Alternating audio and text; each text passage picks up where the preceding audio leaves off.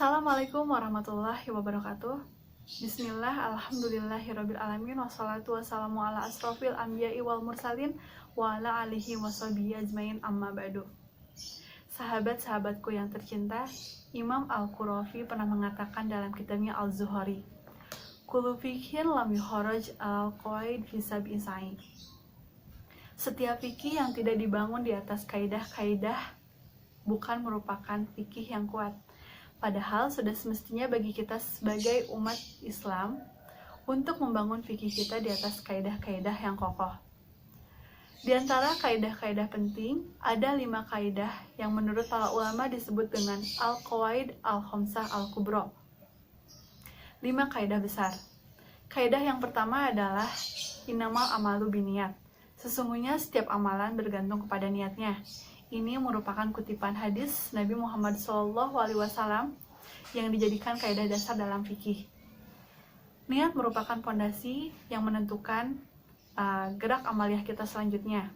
Sebagai contohnya, ketika ada seseorang membeli anggur dengan niat untuk memakannya, maka itu hukumnya boleh. Tapi apabila ia membeli anggur untuk dijadikannya khamar, maka itu hukumnya haram. Atau contoh lainnya yang lebih sederhana adalah ketika wanita atau ketika seorang perempuan haid lalu ia melafalkan bismillah dengan niat untuk membaca Al-Quran, maka itu hukumnya haram. Lain halnya ketika ia melafalkan bismillah dengan niat berzikir, maka itu diperbolehkan. Kaidah yang kedua ialah al-yakinu la yuzalu bisyak. Sesungguhnya keyakinan tidak dapat dihilangkan oleh keraguan. Rasulullah SAW bersabda, "Dama ya'ribuka ilama ya'ribu." Tinggalkan apa yang membuatmu ragu kepada apa yang tidak membuatmu ragu.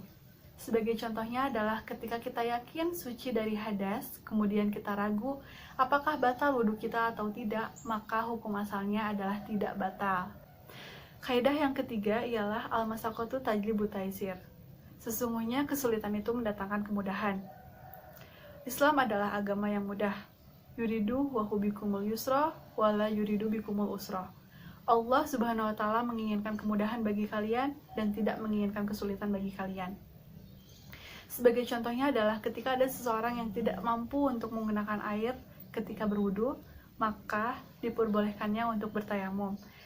Dan contoh lainnya adalah ketika seseorang melakukan perjalanan jauh atau safar, ketika ia sedang berpuasa, maka diperbolehkannya untuk berbuka. Kaidah yang keempat ialah la ladoro wa la diro. Kemudorotan harus dihilangkan. Kita tidak boleh membahayakan diri kita sendiri ataupun orang lain. Ini juga merupakan kutipan hadis Nabi Muhammad SAW yang dijadikan dasar kaidah dalam fikih. Sebagai contohnya adalah rokok. Kita telah mengetahui bahwa rokok dapat menyebabkan serangan jantung, hipertensi, kanker, dan lain-lain. Maka dari itu, kita tidak diperbolehkan untuk menghisap asap rokok karena itu membahayakan bagi kesehatan kita. Dan contoh lainnya adalah larangan-larangan untuk menimbun kebutuhan pokok, karena itu dapat menyebabkan kerugian bagi masyarakat. Dan kaidah yang terakhir adalah al-adatu muhakamah. Adat atau kebiasaan yang dapat dijadikan hukum. Sebagai contohnya adalah ketika kita menentukan batas syafar. Berapa jarak dan berapa lamanya, tidak ada batasan dalam syariat. Maka itu dikembalikan lagi kepada uruf atau kebiasaan masyarakat. Itulah 5 kaidah penting yang seharusnya bisa kita pahami dan kita cermati lalu kita kembangkan dalam kehidupan sehari-hari.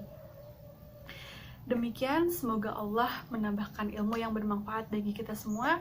Mohon maaf bila ada kesalahan, karena yang betul atau yang benar datangnya dari Allah Subhanahu wa taala dan yang salah datangnya dari diri saya pribadi. Billahi taufiq wal hidayah. Wassalamualaikum warahmatullahi wabarakatuh.